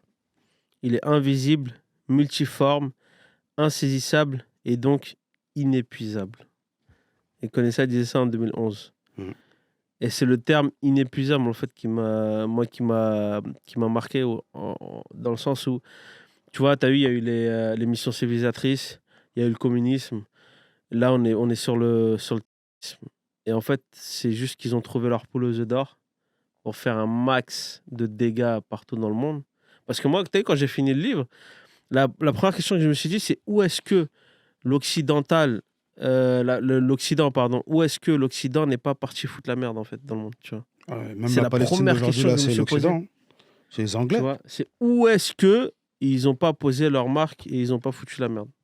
Il n'y a pas beaucoup de pays, en tout C'est cas. un truc de fou. Pas Et beaucoup. tu vois, y a pas un continent. l'avantage, par exemple, avec le terrorisme, c'est que justement, c'est plus l'acte en soi qu'on juge, c'est une idéologie. Donc, il suffit juste que tu ressembles avec. Là, on le voit avec les arguments qui sont utilisés. Ouais, on le voit avec les arguments qui sont utilisés contre nos sœurs, par exemple, contre le voile. Ouais. On va les accuser avant qu'elles aient commis un acte, mais comme elles portent le voile, qui est lui associé aux musulmans, qui est associé à bombe, c'est une. C'est ça le calcul. exactement. C'est voile égale tu pries. Si tu pries, c'est comme Mohamed Merah, là tu. C'est fini, tu vois. Et ça suffit à te disqualifier, à sortir des lois contre toi. Mm. C'est absolument problématique. Et- Et ça, c'est inépuisable. Non, c'est inépuisable et c'est antidémocratique.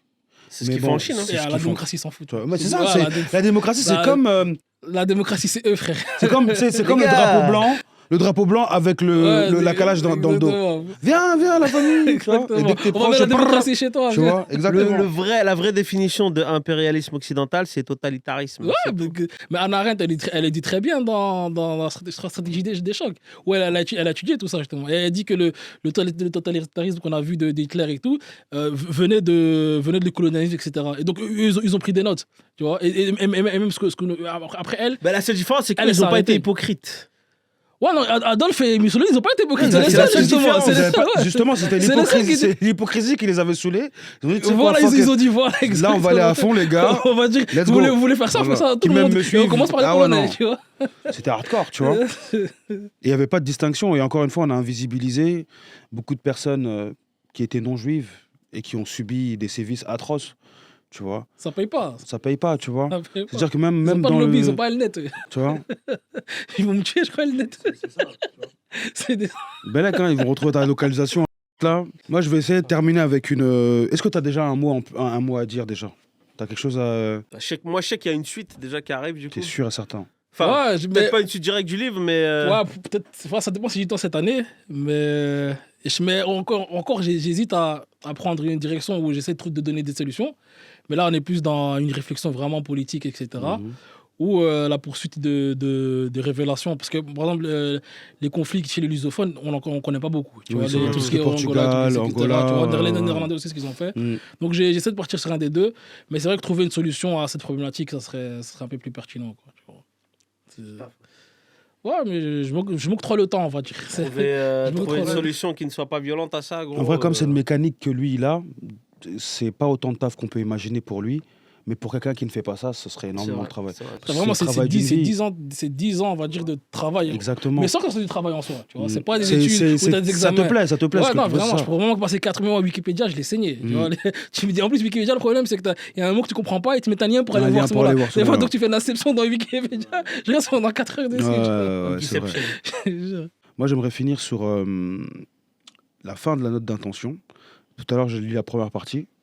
Et là, j'aimerais lire la dernière partie. Ce livre propose une relecture critique des conflits modernes à travers 3 périodes. La colonisation, la guerre froide, la guerre contre le terrorisme et leur prolongement actuel dans la stigmatisation des musulmans. Ce n'est pas une réécriture de l'histoire, c'est l'histoire telle qu'on ne vous l'a jamais racontée. Encore une fois, merci d'être avec nous aujourd'hui, Saïd. C'était un plaisir. Et le livre, c'est celui-là. Le terrorisme, c'est les autres, de Saïd Toumo. Et il est disponible sur Amazon. Et c'est les éditions Cycléa. En tout cas, c'était un plaisir de t'avoir avec nous. Je vous remercie même de me donner du crédit. Parce que, comme vous savez, c'est mon premier livre. Et voilà, on pourra dire on était là au début, les gars. C'est dans 5-6 ans. Ouais, franchement, ça aurait pu durer encore 4 heures parce que tu vois, ouais, c'est vrai. Ouais, mais là, on a les contraintes de la vie, mais après, peut-être qu'on fera un épisode 2 si tu passes à Paris. Moi, je suis lancé, je fais des 8-9 heures. Tu vois. Bah oui, il n'y a pas de souci. T'en finis pas sur ces sujets-là. En tout cas, voilà, le plaisir était partagé. C'était 7e Voix, les gars. On était avec Saïd Toumo aujourd'hui, écrivain. Il y avait Amé, il y avait moi aussi, pour vous servir comme d'hab. Faites attention à vos âmes, faites attention à vous-même, à vos familles. On se dit à la prochaine. Peace. 7e Voix, les gars.